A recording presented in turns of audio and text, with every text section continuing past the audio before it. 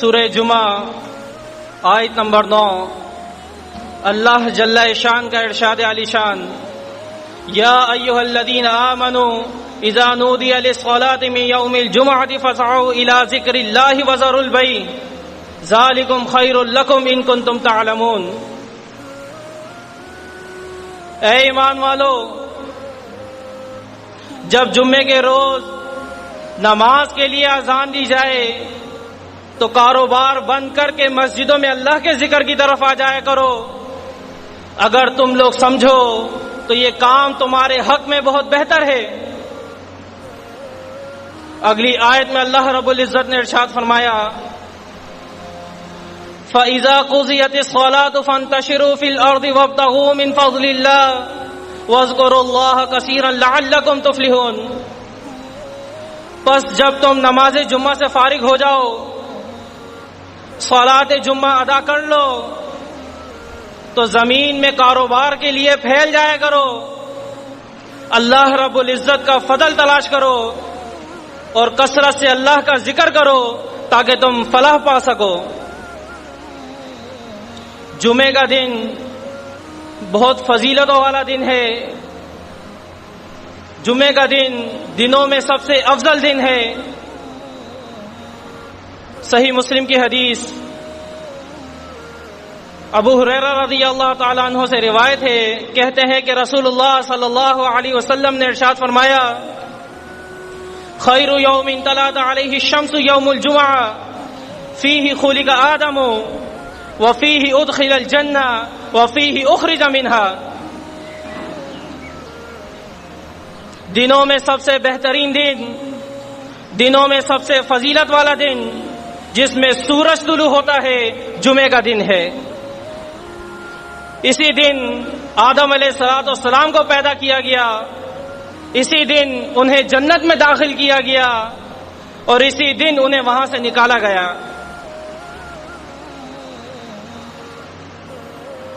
جمعے کا دن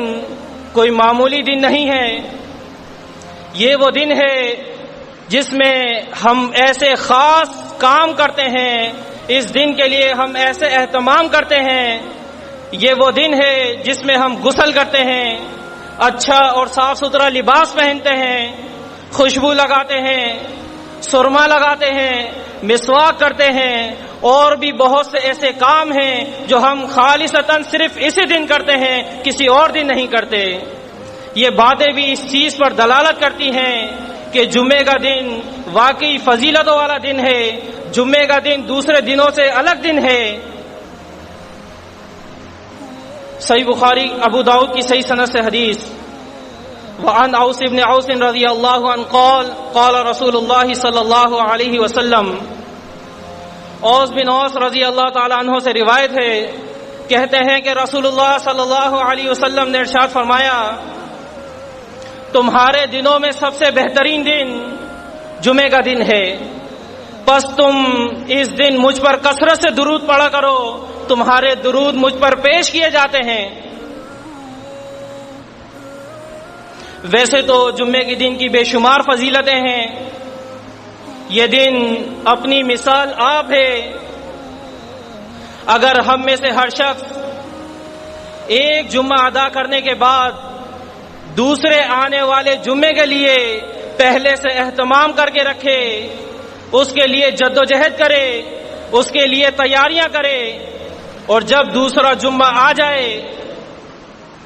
تو اذان سے پہلے مسجد میں حاضر ہو، جمعے کی تمام سنتوں کو بھی پورا کیا ہو، تو وہ شخص اس بات پر یقین رکھے کہ اس کے 7 دن یعنی ایک جمعے سے لے کر دوسرے جمعے تک کے گناہ معاف ہو جاتے ہیں۔ صحیح مسلم میں ابو ہریرہ رضی اللہ تعالیٰ عنہ راوی حدیث فرمایا میرے نبی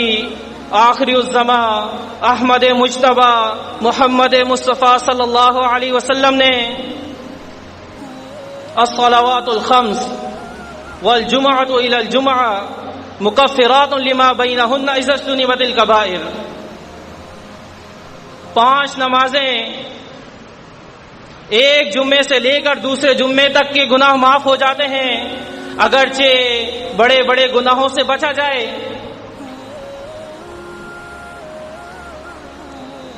جمعے کا دن معمولی دن نہیں ہے، یہ یہیں تک بات ختم نہیں ہوئی کہ ایک جمعے سے دوسرے جمعے تک کے گناہ معاف ہو جائیں گے، بلکہ میرے رب کی رحمت تو دیکھیں، میرے نبی خاتم الانبیاء محمد الرسول اللہ صلی اللہ علیہ وسلم نے مزید 3 دن کی خوشخبری سنا دی، یعنی اب 7 دن کے گناہ نہیں بلکہ 10 دن کے گناہ معاف ہو جائیں گے، بشرط کہ ہم اس دن کی اہمیت کو سمجھے تو صحیح، ہم اس دن کو وہ مقام وہ اہمیت دے تو صحیح جو اللہ کے نبی صلی اللہ علیہ وسلم اور صحابہ اکرام دیا کرتے تھے، ہم اس دن کے لیے وہ تمام اہتمام کریں جو صحابہ اکرام کیا کرتے تھے۔ صحیح مسلم میں ابو ہریرہ رضی اللہ تعالیٰ عنہ سے روایت ہے، کہتے ہیں کہ اللہ کے نبی صلی اللہ علیہ وسلم نے ارشاد فرمایا، من توضأ فأحسن الوضوء ثم أتى الجمعة فاستمع وأنصت غفر له ما بينه وبين الجمعة وزيادة 3 أيام ومن مس الحصى فقد لغى۔ جس شخص نے جمعے کے لیے وضو کیا اور اچھا اور کامل وضو کیا اور پھر صبح سویرے مسجد میں جمعے کے لیے حاضر ہو گیا، کان لگا کر خطبہ سنا، خاموش رہا، کوئی لغو حرکت نہیں کی، تو اس شخص کے لیے ایک جمعے سے لے کر دوسرے جمعے تک کے گناہ بلکہ مزید 3 دن کے گناہ معاف ہو جاتے ہیں۔ اور اگر کسی شخص نے کنکری کے ساتھ کھیلا یا کسی ایسی چیز کی نامناسب چیز کے ساتھ کھیلا تو گویا کہ اس نے ایک لغو کام کیا، بیہودہ کام کیا۔ جمعے کا دن معمولی دن نہیں ہے، اس دن کی اہمیت کو سمجھیں، اس دن کو وہ مقام وہ اہمیت دیں جو اللہ کے نبی صلی اللہ علیہ وسلم نے ہمیں بتائی ہے، سمجھائی ہے۔ سوچنے اور غور و فکر کا مقام ہے۔ امیر محترم اکثر علماء کو اسی موضوع پر تقریر کرنے کو کیوں کہتے ہیں؟ اس کی کیا وجہ ہے؟ کیا ہم نے کبھی ان باتوں پر سوچا ہے؟ کیا ہم نے کبھی ان باتوں پر غور و فکر کی ہے؟ نہیں کی۔ اگر ہم ان باتوں پر غور و فکر کرتے تو امیر محترم بار بار ایک موضوع کو سلیکٹ نہیں کرتے۔ اس کی وجہ یہی ہے کہ ہم لوگ جمعوں میں لیٹ پہنچتے ہیں، اذان کے بعد مسجدوں میں حاضر ہوتے ہیں، فرشتوں کے رجسٹر میں اللہ رب العزت کے پاس ہمارا اندراج نہیں ہوتا، اور ہم میں سے ہر شخص یہ بات جانتا ہے، اگر وہ دنیا ہی کو لے لے، کسی کمپنی میں کام کر رہا ہے اور اسے یہ بات معلوم ہے کہ اگر میں کمپنی میں لیٹ پہنچوں گا تو میرے گھنٹے کے چارجز کاٹے جائیں گے، اور اگر میں اس دن کی چھٹی کروں گا تو میری تنخواہ کاٹی جائے گی، تو سوچے تو صحیح ہم اس کے لیے کتنا اہتمام کرتے ہیں، اپنے گھر والوں کی نہیں سنتے، اپنے دوستوں یاروں کی نہیں سنتے، ہمیں یہ فکر لاحق ہوتی ہے کہ ہم کسی طرح کمپنی پہنچ جائیں، ہمارے چارجز نہ کٹیں۔ یہ ہے دنیا کے معاملات، اور جب بات آتی ہے اللہ اور اس کے رسول کی تو اس معاملے میں ہم لوگ غور و فکر نہیں کرتے، اس معاملے میں ہم ان چیزوں کو وہ اہمیت نہیں دیتے کہ جو اہمیت ان کو دینی چاہیے۔ بار بار یہ چیزیں بتائی جاتی ہیں کہ جمعے کا دن ایسا دن ہے کہ اس دن 2 فرشتے مسجد کے دروازے پر رجسٹر لیے کھڑے ہوتے ہیں، وہ ہر آنے والے کا اندراج کر رہے ہوتے ہیں، اس کا نام لکھ رہے ہوتے ہیں۔ جب مؤذن اذان کے لیے کھڑا ہوتا ہے تو وہ فرشتے اپنا رجسٹر بند کر کے خطبہ سننے کے لیے مسجد میں آ جاتے ہیں۔ اب سوچیں وہ لوگ کہ جو اذان کے بعد مسجد میں حاضر ہو رہے ہیں تو ان کا نام اللہ رب العزت کے پاس نہیں گیا، تو وہ سوچے تو صحیح کہ وہ کیا کر رہے ہیں۔ یہ دن ایسا دن ہے کہ اس دن کی ایک ایک گھڑی بہت قیمتی، بہت اہمیت کے حامل ہے۔ صحیح مسلم میں ہے، اللہ کے نبی صلی اللہ علیہ وسلم نے ارشاد فرمایا، ہم امتوں میں سب سے بعد میں آنے والی امت ہیں، لیکن بروز قیامت ہم سب سے آگے ہوں گے۔ اس کی صرف اتنی سی وجہ ہے کہ ہم سے پہلے یہود و نصارہ کو اللہ کی کتاب دی گئی، اور یہی جمعے کا دن ان کے لیے عبادت کے لیے سلیکٹ کیا گیا۔ یہی جمعے کا دن اور حق تلفی کرتے رہے اس معاملے میں، تو اللہ رب العزت نے ان سے یہ دن لے لیا۔ یہودیوں کو ہفتے کا دن دے دیا اور نصارہ کو اتوار کا دن دے دیا، اور پھر اللہ کے نبی صلی اللہ علیہ وسلم کی امت کو جمعے کا دن دیا گیا، اور یہی جمعے کا دن ہے جس کی وجہ سے بروز قیامت ہم تمام امتوں کے آگے ہوں گے۔ اگر ہم لوگ بھی اس دن کو نظر انداز کریں گے، اس دن کے لیے خاص اہتمام نہیں کریں گے، تو ہو سکتا ہے کہ اللہ رب العزت ہم سے بھی یہ دن لے لے اور ہم اس کی نعمتوں اور رحمتوں سے محروم ہو جائیں گے۔ یہ دن بہت فضیلت والا دن ہے، اس کی اہمیت کو سمجھیں، اپنے روز و شب کو بدلیں، اس دن کے لیے خاص اہتمام کریں۔ اکثر لوگوں سے پوچھا جاتا ہے کہ آپ جمعے میں کیوں نہیں آئے، تو ان کے عذر ایسے ہوتے ہیں کہ وہ کہتے ہیں کہ ہمیں کمپنی سے چھٹی نہیں ملی، یا ہمیں یہ مسئلہ لاحق ہو گیا تھا۔ تو یہ ساری چیزیں ہیں کہ ان کو مد نظر رکھتے ہوئے ایسا کام کریں کہ جس میں آپ کا جمعہ بھی ضائع نہ ہو اور آپ کے کام بھی اللہ رب العزت کے خوشنودی کے لیے ہوں۔ جو لوگ جمعہ ترک کرتے ہیں، ان لوگوں کے لیے اللہ کے نبی صلی اللہ علیہ وسلم نے بڑی وعید سنائی ہے۔ ابو ہریرہ رضی اللہ تعالیٰ عنہ سے روایت ہے، عبداللہ بن عمر رضی اللہ تعالیٰ عنہ سے بھی روایت ہے، کہتے ہیں کہ ہم دونوں نے اللہ کے نبی صلی اللہ علیہ وسلم کو لکڑی کے منبر پر فرماتے سنا کہ اے لوگو، جمعہ ترک کرنے کے سلسلے میں باز آ جاؤ، کہیں ایسا نہ ہو کہ تم لوگ جمعہ ترک کرتے رہو اور اللہ رب العزت تمہارے دلوں پر مہر لگا دے۔ جو لوگ کثرت سے جمعوں کو ترک کر رہے ہیں، ان لوگوں کو ہوش کے ناخن لینے چاہیے،